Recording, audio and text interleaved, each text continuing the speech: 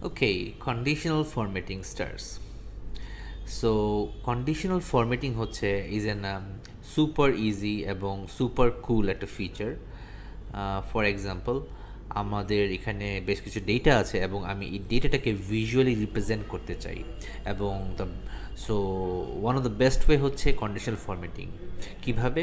আমাদেরকে প্রথমে সিলেক্ট করতে হবে এবং সিলেক্ট করার পর হোম থেকে কন্ডিশনাল ফরম্যাটিংয়ের আন্ডারে আপনার ডেটা বার, কালার স্কেল, আইকন সেট আছে, বাট আমি ডেটা বারটা সিলেক্ট করব। আমরা অন্যান্যগুলো ফিউচার ভিডিওতে এক্সপ্লোর করব এবং এখান থেকে আপনি যদি ইফ ইউ জাস্ট হভার উপর দিয়ে, তাহলে দেখবেন যে আপনার প্রিভিউতে এটা চেঞ্জ হয়ে যাচ্ছে। So let's select red one now.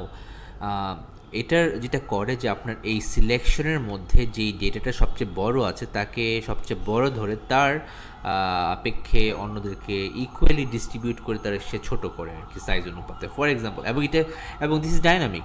That's আমি যদি এখানে একটা 0 বাড়িয়ে দিই তাহলে এই ছোট বারটা বড় হয়ে যাবে। আবার আমি যদি এটাকে ইনস্ট্যান্টলি একটা শূন্য কমিয়ে দিই তাহলে এই বড় বারটা ছোট হয়ে যাবে।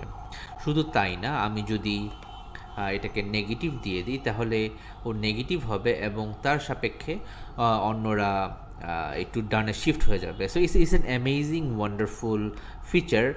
আমি এটা সবসময় ব্যবহার করি এবং এটার আরও ব্যবহার আছে যেটা আমরা ফিউচারে দেখছি। So see you on the next video.